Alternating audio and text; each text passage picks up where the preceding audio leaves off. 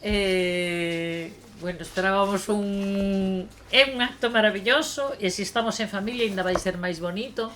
Eu son Olga, son en este acto representa a Editorial Caldeirón, que supoño que a maioría conocedes, pero por se hai alguén que non a coñece, pois somos unha editorial moi pequena que naceu en Malpica hai, polo menos hai 20 anos que estamos no mundo, porque 20 anos se cumplen este ano da edición do noso premio de poesía erótica que se chama Illas e Sargas. Aquelo que naceu como unha ocurrencia, pois tanta ocurrencia non debeu ser, porque levamos 20 anos aguantando del. Teño que decir, porque sempre é positivo decilo, co respaldo económico do Concello de Malpica. Isto é importante porque eles son os que aguantan económicamente, nos aguantamos con o noso traballo, pero eles aguantan con eso. Entonces aí estamos, unha editorial pequena, no seu momento foi fundada por dous poetas, Paco Souto e Paco de Tano. Paco Souto desafortunadamente xa non está con nós, e Paco de Tano si. E logo xuntámonos personas, tampouco é tan abundante o número de personas enamoradas da cultura en Malpica porque somos poucos. Pero, bueno, facemos o que podemos. E hoxe, para min, este é un acto, para min e para nós, para a editorial, este é un acto moi importante e moi bonito. Eu creo que é como unha especie de hito na nosa historia, porque temos sentados na mesa ao primeiro gañador do Illas e Sargas é o último. E entonces é cerrar un círculo. O último que non é o derradeiro. No, porque está aí as portas, xa acabou, en este momento xa está o xurado traballando, e creo que 22 de novembro que temos a Cea das Letras, donde se dará a coñecer o gañador ou gañadora da edición número 20. Pero de momento temos con nós o 19, e a min paréceme que é algo moi bonito e é como unha especie de hito na nosa historia, porque é importante. Decir, que vou contar de Antonio García Teijeiro? Pois un premio nacional de poesía, un poeta de arriba abaixo que, aunque haxe xente que diga que escribe poesía infantil, non, Antonio escribe poesía, e a poesía de Antonio poderá ler xente desde os 3 anos ou os 5 anos ou os 6 anos hasta os 120 se é que vivimos. O sea, é unha poesía que te atravesa, non? Hai unha coincidencia máis entre eles, que é que no 2017, que foi cando Antonio gañou o Premio Nacional de Literatura Infantil e Xuvenil, foi o primeiro ano que Fran publicou. E, bueno, son como unha especie de hitos que se van cruzando aí e que fan, bueno, que hoxe temos sentados na mesa dous poetas. A Fran, supoño que si que o coñecedes, Fran é da casa, bueno, este tamén, estos son todos de Vigo. Bueno, a veces jugamos en territorios extranjeros, pero Fran é poeta, é narrador. Fran é un home que el mismo dice de sí mismo que usa a literatura porque necesita expresarse, e así é. Eu leín a poesía de Fran, pero agora acabame de agasallar que foi a súa primeira publicación, e lereina con atención e con espírito crítico, que es lo que me caracteriza. La gente me quiere porque critico bien. E nada máis, o sea, eu agora que quero é disfrutar da visión de ambos e da conversa poética entre ambos. Esta foi a obra que ganou os Isargas, que, bueno, eu xa dixen o que tiña que decir dela onte e agora quero que fale Antonio. Pois xa está, ala.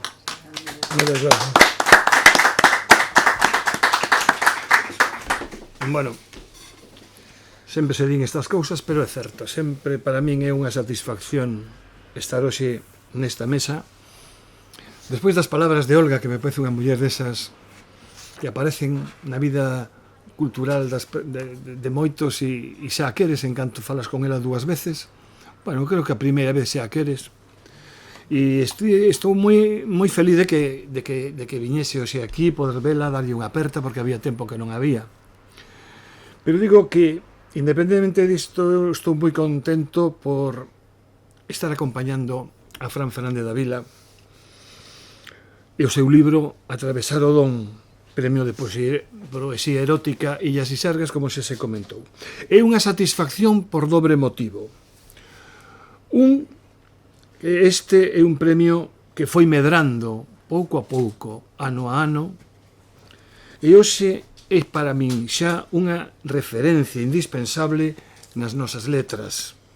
Admiro profundamente a Calderón e o seu labor constante, calados, humildes no mellor sentido da palabra, pero moi grandes en canto ao espazo que foron capaces de abrir. Hombre, eu mismo cando gañei ese premio, Fran, dicían, pero un tipo que escribe literatura infantil e juvenil gana un premio de poesía erótica. E aquilo foi sorprendente para moita xente. Bueno, porque eu tamén teño poesía de adultos, o que pasa que está todo asolapado pola literatura infantil e juvenil e non me importa nada, por certo. Ese é o primeiro motivo. Logo, todo isto é extensivo, lóxicamente, como pode ser, a Cartabón, porque Cartabón é outra referencia da literatura en galego, e o labor que levan adiante Gonzalo e Maribel e Gonzalo é realmente exemplar. E estar aquí sempre é unha satisfacción. E o segundo motivo do que eu realmente falaba é porque eu admiro moito a Fran Fernández da Vila. E admiro pola súa humanidade. É un ser moi grande humanamente. E ademais polo seu amor pola literatura, porque hai escritores que escriben, escritoras que escriben, pero hai escritores que escriben e aman a literatura en xeral, non? É un amante moi evidente da palabra literaria nos diferentes xéneros, como dixo moi ben Olga, e ademais é un ser humano xeneroso, humilde, sempre agradece un calquera xesto cara a súa persoa. Eu non podo menos que lembrar a súa asistencia a un obradoiro que impartín eu da Deputación en Vigo. Bueno, en Pontevedra en Vigo, pero el foi en Vigo. E aí estaba el. Que necesidade tiña de estar nese obradoiro, Fran? Debería ser obligatorio ese obradoiro. Calado, facendo que se propuña como un aprendiz. E non o era.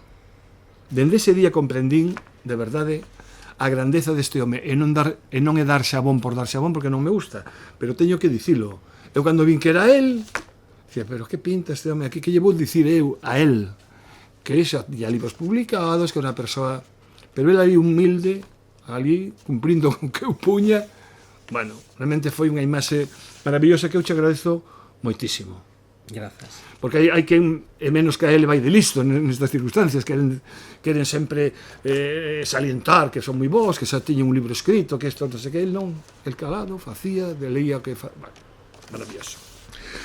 Ben, e hoxe aquí estamos alrededor dun poemario que nos convida a cruzar os límites, como di a la pela do libro, a atravesar o desexo de entrar no mar das emocións sen medo a afogarnos. Non me gusta esculcar nos libros de poemas. Eu creo que a poesía non se debe explicar. A poesía debese desfrutar, debese animarte a facer preguntas, debe significar, deixarse levar polas imaxes, pola palabra, e a mí nunca me gustou explicar os poemas, cada un que faga dese poema, dese libro, dese conxunto de versos, un algo propio, un espazo propio. A min gustame, como digo, deixarme levar polas sensacións que as palabras e as imaxes me provocan.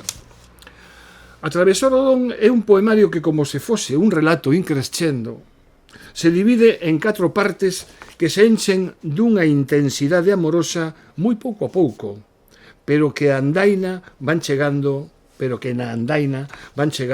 á plenitude. E entón eu fixen un paseo, máis ou menos, lendo o libro, había algo que me chamaba a atención, apuntaba, e decía, bueno, isto podemos falar, nada de explicar nada, senón a sensación que eu sentía, non? Eses 4 treitos que tiven que gozosamente ir camiñando chámanse Baleiro, Principio, Soño e Lume.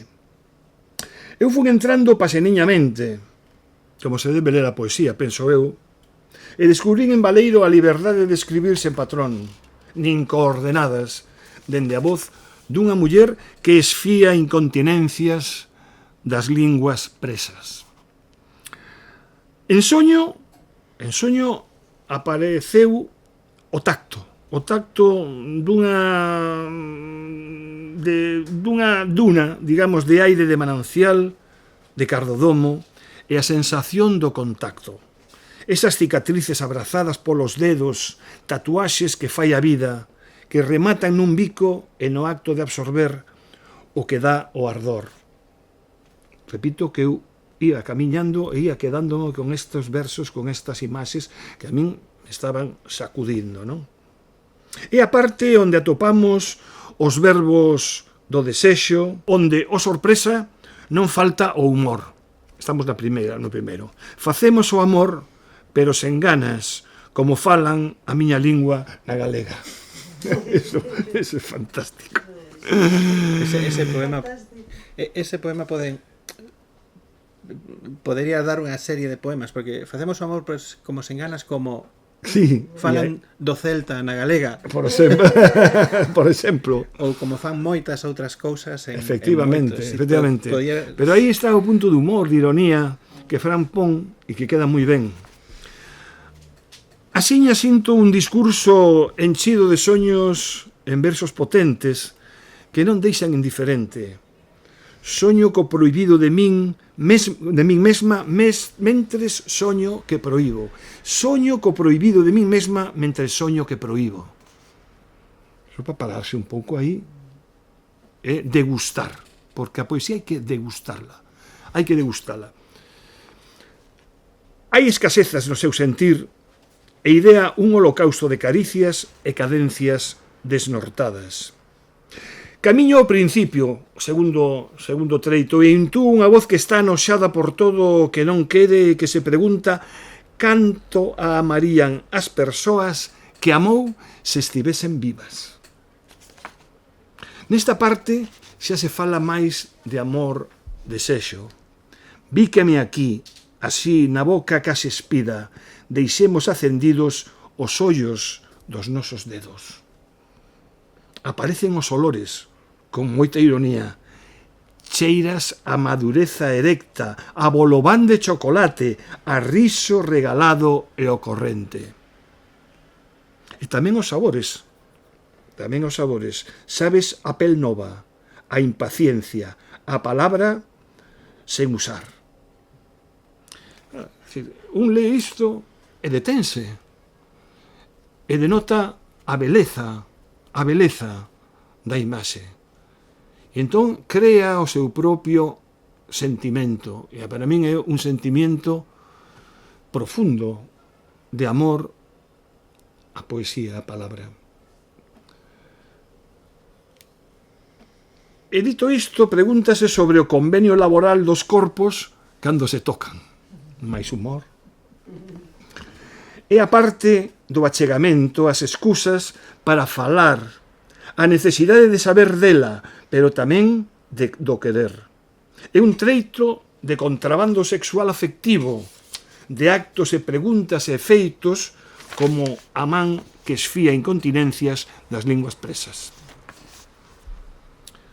Chego a soño, vou avanzando, xa estou metido dentro, gozando, como se fose por unha fraga chea de emocións, porque hai moita emoción, aparte de todo, no poemario de atravesar o don. En soño aparece o tacto de duna de aire, de manancial de cardodomo e a sensación de contacto.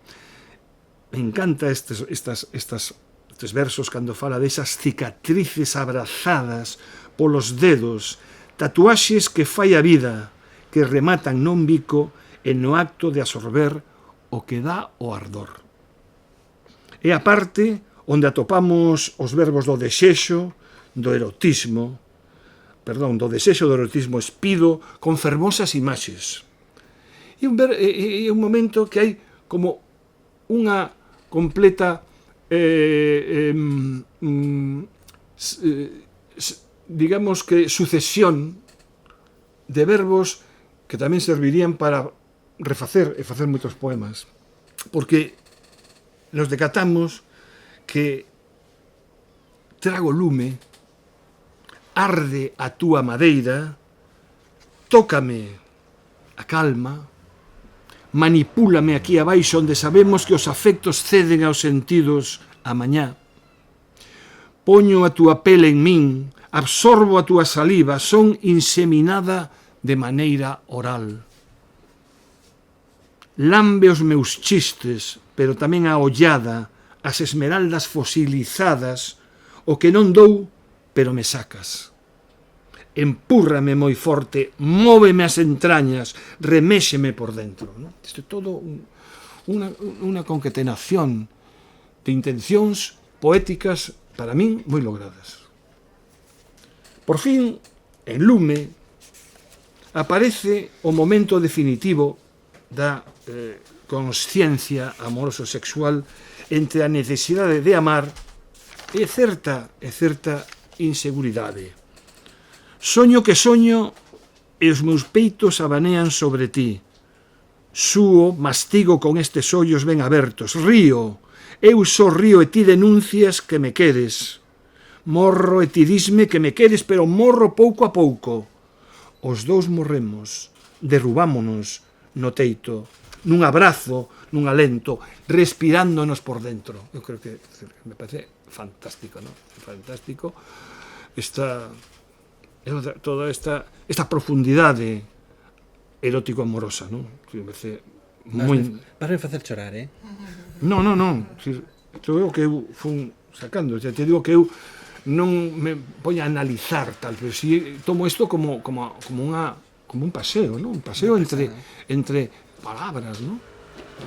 E de súpeto lemos que ambos, segundo a voz feminina, somos actores pornos da poesía. Ou sexa, pornografía deles, o avisal da súa terra para reflexionar sobre relacións tan escuras como certas. E reflexionamos sobre isto ao topar eses versos que falan de palabras que incendian areais de cráneos na pel contra pel, na procura da chispa creadora. O poeta, Fran Fernández da Vila, converte estes dous seres en artistas do xogo, en universo prohibido deles mesmos, mentre seguimos a ler que un ardor satinado e curioso debala no oído embruar, sorrir e amansar o cristal de semente que ela bebe. Esta é a miña viaxe por un poemario que me permitiu deixarme levar pola maré das palabras, unhas veces xogo, outras veces luz, algunhas sombras e moita vocación poética. Francisco Fernández da Vila fai da palabra algo tangible, ás veces ferinte, pero sempre un espazo de reivindicacións amatorias e eróticas que nos mergulla nunha profunda paixón lírica, porque iso non o esquece endexamais. A pulsión e a paixón e a pulsión lírica de todo o seu poemario, porque eu recordo que cando por primeira vez saiu o primeiro libro do premio das Illas e Sargas, moita xente, cando se enterou que eu gañara, aparte de dicir eso, de que facía un tipo de literatura infantil e juvenil gañando un premio de poesía erótica, había como un certo descoñecemento do que realmente se podía facer nun poemario erótico amoroso. Erótico amoroso, erótico só, ou amoroso incluso. Había como moi pouca seguridade de que iso era unha cousa seria. E a min doeume un pouco iso, porque me parecía que a xente non sabía por onde estaba. Eu que vivi os momentos fermosos ali en Malpica, e vin o agarimo de todo de Paco de Tano, de Paco Souto. E vin con que ilusión estaban funcionando, e dixe, isto, oxalá siga. Cando me dou conta, van no 19. E xa están co 20, o sea que... E creo que isto lle deu a poesía erótico-amorosa unha clasificación de poesía seria para todo o mundo e sin exageracións de nada e sin dobres voltas. E porque non hai máis que ver, ademais, toda a xente que gañou o premio, tamén, que hai unha lista de xente moi interesante que gañou este premio. E isto ocorre con Fran, porque eu cando empezo a ler, en principio, digo, mira como vai a cousa, pero aquí, erótico, de momento moito non, tal, a cousa vai increscendo, vai pouco a pouco, pero sempre cunha como diría eu, cunha sinceridade poética, cunha necesidade de convertir en poesía os sentimentos, sin importar o adxetivo de amorosos, eróticos, que fose, porque hai unha profunda paixón lírica, unha profunda pulsión lírica. E ademais faino cunha certa prevención ao principio, que se dicía agora, para rematar deixando ao lectorado que penetre nun discurso e que se emocione por a riqueza léxica, moi rica léxicamente, sin buscar palabras rebuscadas, polo conxunto da idea e a originalidade da proposta. É moi original o seu traballo. Entras cunha certa precaución, algo desorientado, pero acabas entregándote ás maravillosas imaxes poéticas, aos versos irreverentes nalgúns casos, e mesmo chegas a debuxar nos teus beizos un sorriso perante o ton humorístico e sorprendente de certas expresións. Querido Fran, foi un auténtico prazer ler este libro. Lino 2 veces enteiro, despois por partes. Coa idea non de esculcar para buscar, non, sino para deixarme levar a grandes rasgos, porque realmente os que teñen que gozar con el, os que teñen que deixarse levar por esa pulsión poética, son os lectores e lectoras, o sea, o lectorado é o que ten que dar a última palabra. E, sinceramente, con libros como este, querida Olga, o Premio Illas y Sargas está con moi boa saúde. Parabéns. Grazas.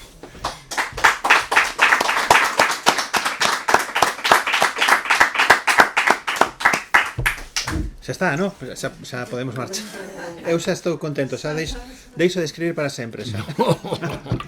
Tes moito que decir aínda. Moitas grazas. Eu coñecín a Antonio a primeira vez que nos vimos foi no Grove. O Grove, cando viñera aquel obradoiro e ti estabas ali con nena, con Niquiña, por certo. Sí. Sorprendeume porque acababa de gañar o Premio Nacional. É dicir, xa estaba hiperconsagrado, estaba no comio, no que sigue, empoleirado, pero estaba... E deunos un curso que debería ser obligatorio nas universidades, pero ao que me sorprendeu de Antonio é que despois nos fomos a tomar un café. Sí. E comenzamos a falar de todo. Acabamos falando do Celta, Comar de fondo. Comar de fondo, sí. Ai, perdón. E tomamos un café e claro, para min era os primeiros contactos, non, na literatura, veño dun entorno moi pouco literario, e alucinei con Antonio. Alucinei. E era o que decías ti, hai moita xente, non, que está moi orgullosa de ter escrito un libro ou dous, pero logo cando falas cos grandes, os verdadeiramente grandes, non é que teñan os pés na terra, senón que teñen as raíces ben profundas, saben onde están en todo momento. Vale. E Antonio, dende entón, fun a todos os obradoiros, ata que en Galaxia ou quen organizaba os obradoiros me dixeron, mira, ti non. É dicir, deixei de ir a Antonio non porque cansei, senón que non me deixaron ir a máis. Pero foi impresionante. E a verdade é que encántame este tipo de presentacións porque ves o teu propio libro dunha forma diferente, dunha perspectiva diferente, dunha perspectiva que che enriquece moito a experiencia. Para mí se pagou a pena. Estos 10-15 minutos se pagaron a pena de todo o que escribín na miña vida. En serio, moitas grazas. Un placer, de verdad que foi un placer. Nada, bueno, falar do libro, sí. Sí, agora tens que falarte un Eu pouco. teño que falar do libro. O libro, A ver. comezas moi ben na túa... Dice unha palabra clave que é relato. Onte comentábamos, non? Que non é un poemario, Sí. pero tamén un relato. Sí. Hai un principio, Sí, sí. hai un nudo e hai un desenlace. Exactamente, sí. E hai unha voz feminina Exacto. que sorprende. De feito, aquí non aparece o nome de Fran. Todo o mundo sabe que se hai Fernández da Vila hai un Fran diante, pero uno non quixen porque seguro, é dicir, a min coñécenme 100 persoas no mundo, non? Pois o resto das persoas que o collan non, en realidad non quero que saiban se o escribe un home ou unha muller, porque non importa, non? Dime, hai algún crítico que é amigo meu que me di, mira, é que claro, é que na poesía ten que haber verdade, ten que haber, se tende a que a poesía ten que ser unha especie de autoficción, non? É como se quen lea poesía hoxe en día quixera que saber as intimidades dos autores. E eu o que fixen foi un exercicio aquí de travestismo, pero tamén foi un exercicio de análise da outra persoa. Todos amamos, e todos amamos a outra persoa. E todos pensamos no desexo da outra persoa. E todos pensamos na madureza de outra persoa. E entón, pois, púxenme moitas veces, hai moitos poemas que están escritos desde o min, desde o eu, pero hai outros poemas que están escritos tentando meterme na pel desa outra persoa. E para min é maravilloso que un xurado de 3 mulleres que cando abrisen a plica dixeran, pero é un home. É fantástico, pareceume que para min foi un traballo moi divertido. Sí, pero ao mesmo tempo moi profundo, porque non é doado facer iso que Costoume 2 anos facer este claro, poemario. é que non é doado, porque o que acabas de dicir ti é fundamental, non? É dicir, esa voz feminina. Me parece que é unha muller quen escribe isto. E unha voz feminina madura. Madura. Tratei de facer unha voz feminina madura, unha persoa de 50 anos que namora dun compañeiro de traballo máis novo, e que parece que está de bomber. E fala da insuficiencia da súa camisa branca, é dicir que o tipo vai ao gimnasio. Sí, sí. E foi moi divertido. É que paseino moi ben, foi Sí, moi divertido. Ben se nota con esos ton humorístico que ten en Sí. moitos momentos. Ese non Sí, é sí. doado, non é doado un Claro, poemario así. porque ao principio é rabia, sobre todo Claro. co seu propio matrimonio, a primeira parte de Baleiro é o Baleiro Claro. que sente ela no matrimonio. E hai rabia, Se ve non que só hai- eso, sino que hai rabia pola deixadez do seu compañeiro. E logo pasa e enamora dun compañeiro de traballo, pero resístese a ese sentimento, pero pouco a pouco el roce hace el cariño e vai baixando barreiras, vai atravesando ese río e sen querer acaba totalmente somersida no río, non? E foi unha experiencia tremenda. Despois Lume xa me deixa elevar, Claro, bueno. en Lume hai moito lume, Claro, normal, ¿no? Para outra pero banda. aparte de soño e de principio de soño, a min resultoume a máis divertida, que é a do desexo non cumprido, non? A de imaginarse aquí como saio queimada pero libre como os campos de Chernóbil. Remato este Eso poema é moi dicindo, duro, claro, Esa imaxe é moi dura, Chernóbil é un sitio devastado. Por eso, En outro punto é un sitio que agora é absolutamente libre. Claro. A natureza, sexa o que sexa de natureza que hai, ali non hai seres humanos, a natureza aí é libre, pero que natureza hai? exacto, de Non cal sabemos. falamos, claro. E logo este poema remata libre como unha muller que vi cada dous amantes ao despertar, non? É dicir, empeza a soñar con todo prohibido, con todo, é dicir, bueno, pero que fixen eu da miña vida e que podería ter feito? E que podo facer agora da miña vida, non? Con todas esas ideas, pois fun deixando falar a esta compañeira miña, e aquí están as súas palabras. Pero podes ler un poema. Sí, Lee un par de poemas, hombre. vamos a ver, bueno, teño aquí marcados. Mira, hai 5 poemas que, como ti ben dis, que están relacionados cos 5 sentidos, non? Sí, sí, claro. Bueno, este é o sentido do olfacto, non? Cheiras a inocencia, a primeira vez, a vellez primeira compartida, a madureza erecta, a riso regalado e recorrente, cheiras a pureza, a camisa branca que escorrega tempa baixo polo van, cheiras a bolobán de chocolate, a falanxe resurrecta, a celofán de volvoreta que se oferta en Amorodo, cheiras a Amorodo triunfante e destemido, sabes a pel nova, a mar suave que se abre e enche as rocas do meu talle, sabes a impaciencia, a palabras en usar, a misterio, rosa e ingua, cheiras como a lingua de aguacate e de roibén, cheiras a pudor descomprimido, cheiras como a mar, bisbacho na orella o meu instinto. Precioso, poema precioso. E logo hai aquí un que creo que é o que máis lle gusta a Olga. Non imos ler o final, que é pornográfico total, pero imos deixalo pola metade. Achegaste a min, procuras calquera excusa para falarme, como necesito os teus informes da semana pasada, hai unha reunión ás 11:30 ou non vayas caer polas escaleiras, estás ben, case te matas. Aproveitas para tanguerme, e os teus dedos fundan amarres nos meus ocalcos, e deixas enormes marcas de claridade que tardarei un serial de duchas en exfoliar.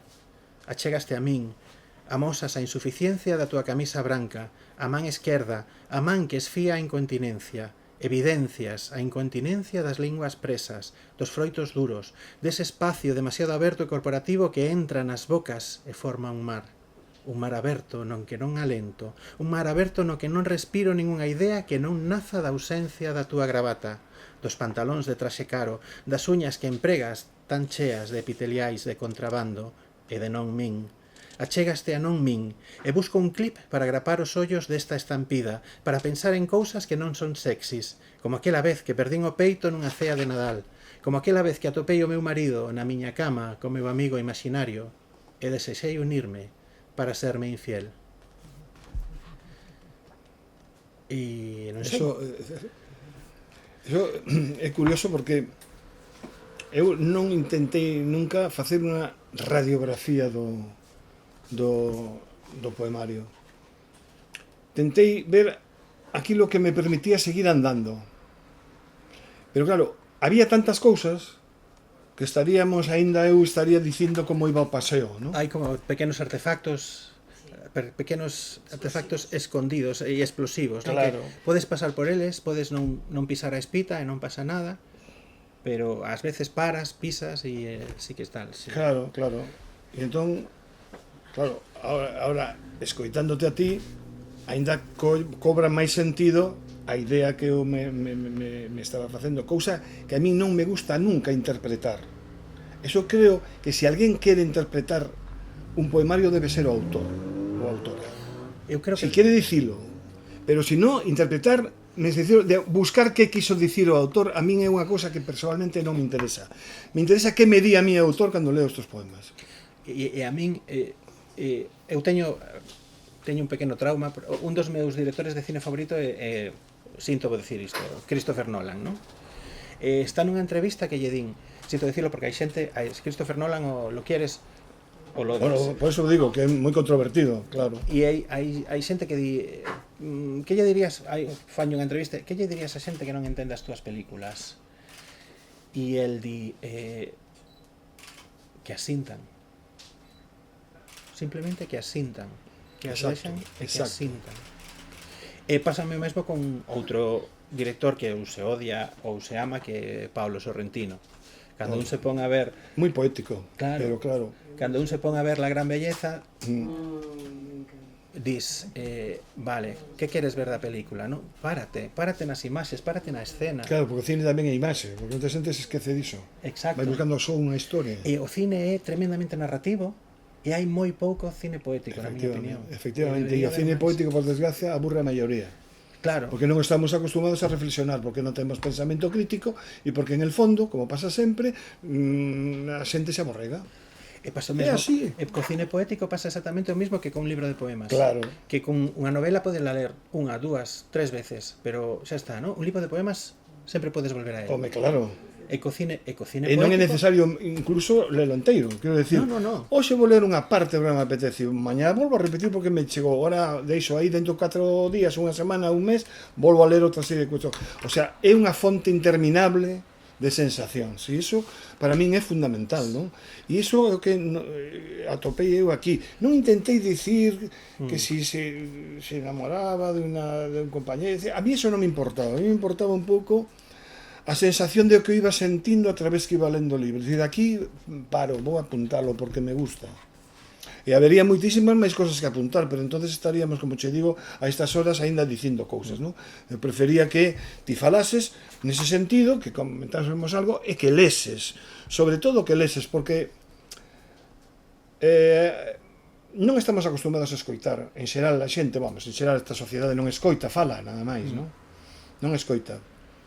Chegamos a un materialismo tan brutal, tan bestial, que todo aquilo que signifique sensibilidade semella que non ten lugar neste mundo, non? Entón, a xente, conseguir que a xente se leve a praia, por exemplo, para estar tranquilo, un sitio tranquilo, e se poña libro de poesía, é dificilísimo. Eu sí que son capaz de facelo. Calquera sitio... Pero se dicimos a poesía en voz alta, as cousas cambian. Porque a xente é vaga. Eso de ler e ser eu, que teña que facer esforzo, no, pero cando lle entra polos oídos, cando a poesía se di ben, sen dramatizala, porque a poesía tampouco hai que dramatizala. Ler un poema en voz alta non é facer literatura dramatizada. A poesía é poesía, e a teatro é o teatro, maravillosos, cada uno por a súa banda. Pero a xente que exaxera a lectura en voz alta da poesía, a min non me gusta. Por iso que a lectura, digamos, serena, ben puntuada dende o punto de vista da sintaxe, cando se pronuncia tal e cual, moi clara, é unha delicia. Sí. E iso é o que eu realmente quería que ti leses. Bueno, pero eu non son un poeta escénico en absoluto. No, por eso mismo, se fose un poeta escénico, É moi difícil. non che diría nada. É moi difícil. Por iso digo, es que un poeta escénico, cuidado con iso de poeta escénico. Fala do final do libro.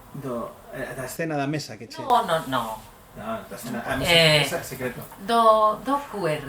Bueno, eso... É verdade. Sí. Bueno, Que hai ao final un... É un divertimento. Hai un QR, no, pero eu case o deixo en misterio. Hai un QR ao final do libro Sí, sí. que, bueno, ten unha sorpresiña. Ten unha Para o razón de lector. ser. Ten unha razón de ser que, como as pelis de Nolan ou as pelis de Sorrentino, ou a vas a amar ou a vas a odiar. Claro. E logo, se queredes despois disto, se queredes saber, non tedes máis que preguntar, pero hai un QR aquí que transforma o libro por completo, que renova. Eu recoñezo que non entrei, Pois entra que quedoume a pena despois cando viñemos a... Dije, ostras, Pero non te poñas misterioso, tú conto que ten. de verdade. Pones misterioso, claro. Creo que debemos deixar o misterio. No, Olga. no, porque si non podemos falar del. Deixamos o misterio ou deixamos? Dale. Se odia a editora, Claro. Se o manda a editora. lo manda a editora Fran. Bueno, Ahí. vale. Reconociendo quién es la autoridad. Aquí está o poemario musicado. Esa é a razón pola que podes amalo. E a razón por que podes odialo é porque o poemario está musicado por unha máquina. Pero unha IA. Entón, claro, isto é unha xogueta que fixen eu despois de cando xa me deron a noticia a nova, empezamos coa edición, bueno, vale, estupendo, maravilloso, vamos imos preparar, e entón empecé a ler, a reler e todo iso. Dixen, vou facer como me leería a IA os poemas. Porque digo eu ás veces, como xa pudestes comprobar aquí, eu tropezo lendo os poemas, non? Entón digo, vou a ver como leería un robot os poemas, pero resulta que as IAs de hoxe en día non son robots. Son xente que fala, en galego relativamente ben, xa, incluso hai Ns, incluso teñen o N velar, xa, e bueno, estupendo. E logo digo outro paso e dixen, bueno, e que pasa se lle mete música? E deixeina meter música. E probei máis de 1000 cancións, probei coa IA. a verdade é que é un xogo narcisista, sabes? Iso de coller. Ti, por sorte, tes a sorte de que che musican os Sí, bastante, sí. grandes músicos a te verdade é que musican. teño Eu, bastante.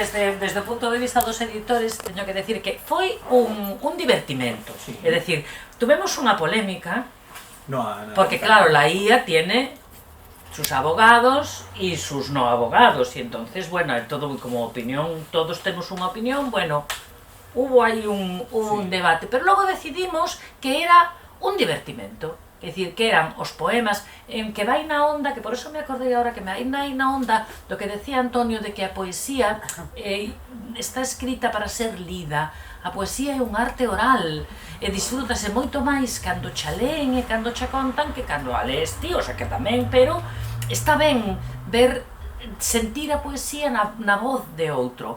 Bueno, pois se é unha máquina e lle pon música, por que non? Unha curiosidade. Claro, é unha curiosidade, é un divertimento, por eso foi, porque é unha diversión. O sea, O que de ninguna forma se pode facer con isto é comercio, é dicir, eu non estou vendendo un LP, nin lle estou quitando... No, isto non é... Ademais, eu son músico. Eu fui músico durante moitos anos da miña vida, entón sei o que costa estudiar música. Sí. Pero ti sabes o que é ser un poeta ou que ser un escritor e que dicer, bueno, pois mira, vou probar a ver que... Probei 1000 veces, porque lle collín como adicción o tema, sabes? E das 1000, aquí hai 14 só hai 14. Pero dixe, bueno, imos pola.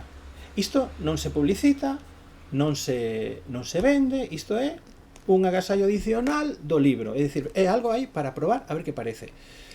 E bueno, a ver que feedback podemos ter, igual nos tiran pedras, igual nos tiran tomates, ou igual digo, bueno, pois está ben, quen sabe. Pero, claro, eu son eu mismo, entón a miña muller as cancións encantan, sí, pero é a miña muller, claro. Sole, ámote. No, está claro. Pero dicías ti, bueno, a poesía, decía Olga, é para decir en voz alta, moitas veces, é para ler para ti, e logo eu fago moitas veces é ler a poesía que en principio é unha poesía que estou lendo eu, lela en voz alta tamén, a ver como soa. Por exemplo, cando teño riba da mesa de noite, sempre as obras a poesía completa de Rosalía de Castro, ¿no? Encántame. Bueno, vamos a ver, antes con Susi dormíamos en habitacións separadas porque roncaba. Ela marchou, abandonoume. Pero entón, cando ela non estaba, eu facía iso. Ahora non o podo facer porque estamos os dous lendo, además nos encanta ler na cama, porque volveu. E agora roncamos os dous. De verdade, E como ela paga antes que a min, pois teño que sufrila, pero bueno, son cousas da vida. Pero quero decir que é moi bonito ler un poema, sobre todo que ten ritmo, en voz alta, non berrando, claro, pero en voz alta. Podes ler en silencio, que tamén é moi...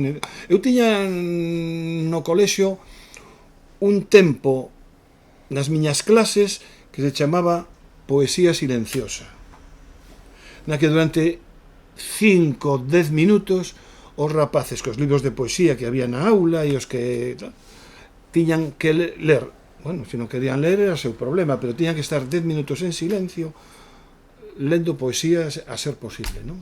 E foi unha experiencia moi fermosa que me deu moi bo resultado, non? Porque o conseguí durante 10 minutos, a veces 8, e logo ás veces dicía, espera, Antonio, espera que só termina, remate tranquilamente. Quero decir que a poesía silenciosa é moi interesante, pero eu veño mantendo dende sempre, e xa é un mantra repetido para min, que a poesía debe entrar en todos os sitios en voz alta.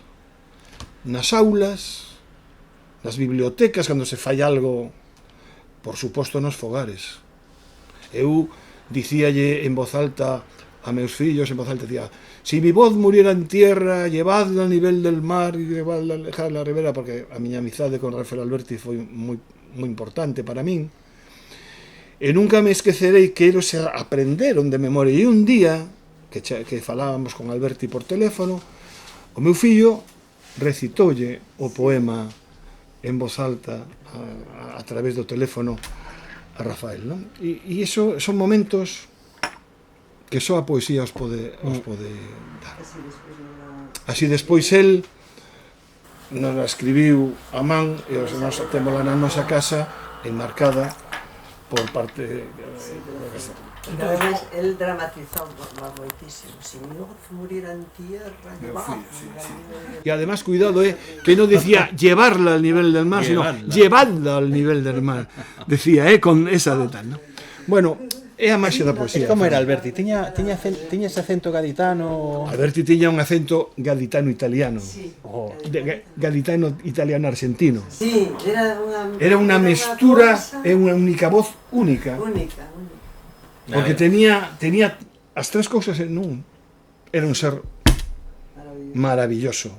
A min, que me fixo 4 debuxos, ademais así, animándome a escribir. Se eu escribín, en boa parte tamén foi grazas a él, non? Entón, que podemos dicir? O que dicíaste antes, os mellores poetas, normalmente, os mellores escritores adoitan ser máis generosos que os mediocres. Pola experiencia que teño moita. Eu estou coñecendo moita xente, non? Nestes, eu levo 8 anos escribindo, 8 anos publicando, nada máis. E pásame iso, os grandes son grandes de verdade. Sí. E nótase. Eu estou convencido. Nos, por exemplo, con Luis Eduardo Aute, que conseguiu unha amizade moi profunda, porque lle presentei un libro en Vigo, un libro vídeo, ¿no? Un perro llamado Dolor, que era como se chamaba.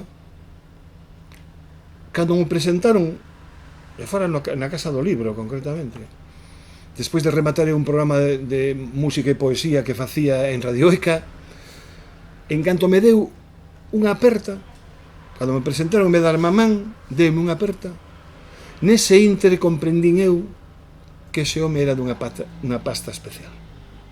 E así me demostrou. Nos momentos duros que eu tiven coa depresión, que tiven nun determinado momento, os seus correos e unha pintura dele marcada chegou a miña casa.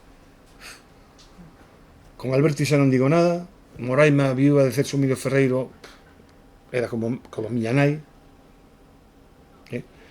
e Paco Ibáñez, que vou decir de Paco Ibáñez? Paco Ibáñez, hai 4 días que falei con ele. Entón, eso vai marcando. Entón, sinceramente, o meu comportamento humano sempre foi así. Un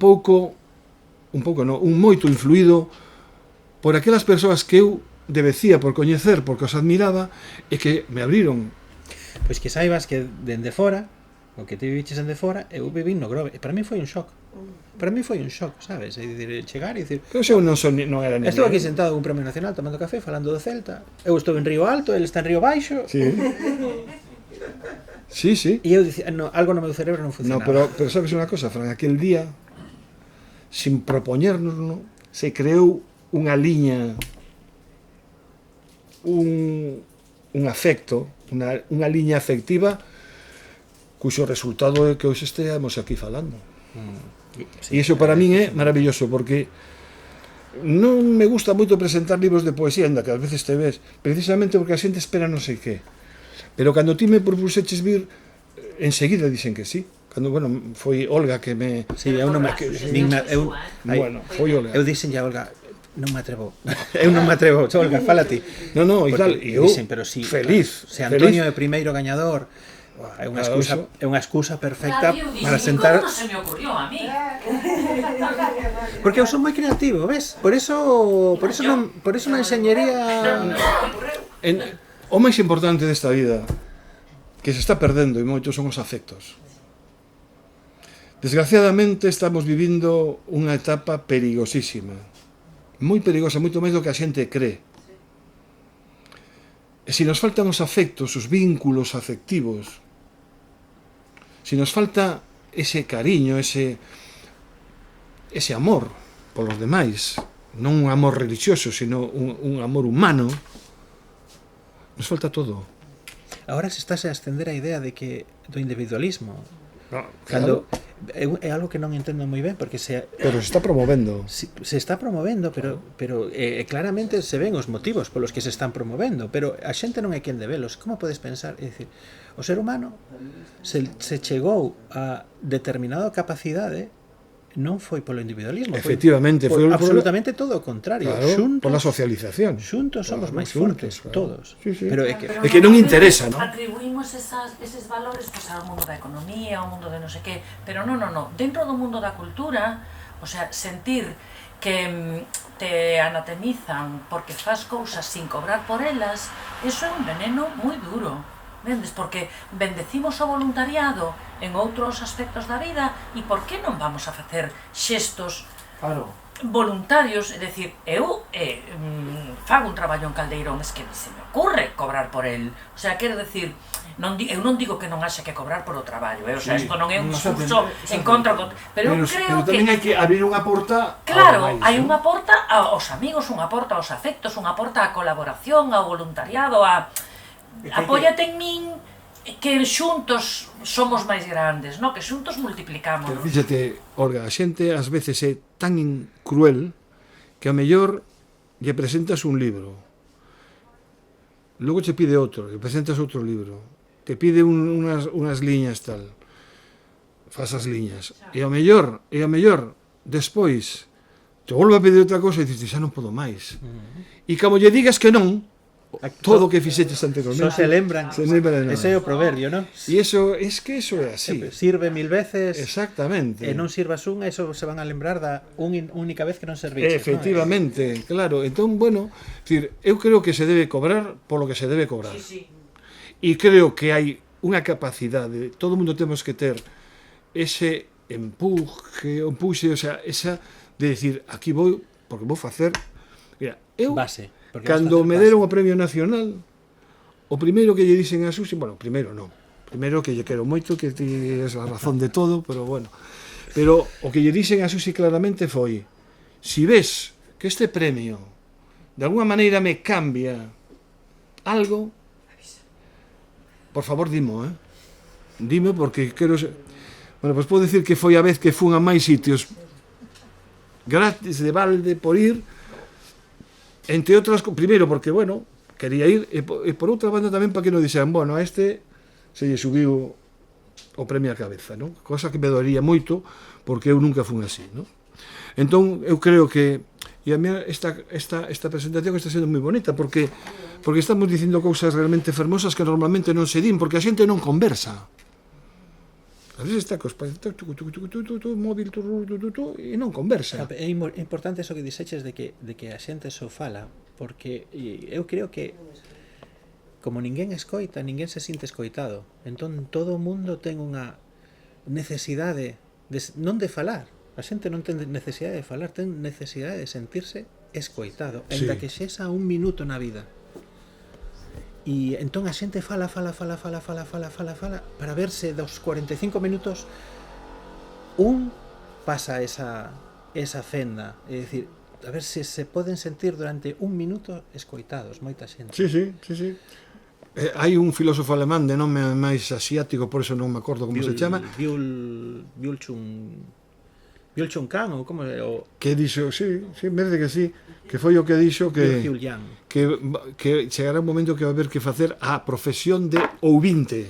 Sí, es verdad. E eu creo que sí, que está moi ben, porque a xente non escoita, pero quere falar. Sí. E é porque ten tamén un complexo, non necesita reafirmarse, non? E entón está alguén falando, e ti en vez de estar escoitando, aproveitando, e se chega o momento, pois contradicilo, xa está pensando que vai dicir ela, vamos, esa persoa. Entón, ao final, non se produce o que se ten que producir, que é o base da comunicación, non? O emisor e o receptor. Se non hai receptor, solamente todos somos emisores, estamos perdidos, non? Pois a mí me gusta moito escoitar. Iso está pasando. Está pasando e cada vez máis. Sabes que hai moita xente que está utilizando o chat GPT como Al ChatGPT, sí. como psicólogo. Hai xente, agora hai unha especie de pandemia que resulta que a xente está allí contando os seus problemas ao ChatGPT, que o ChatGPT ten a pernicioso costume de reforzar sentimentos ás veces negativos desas persoas.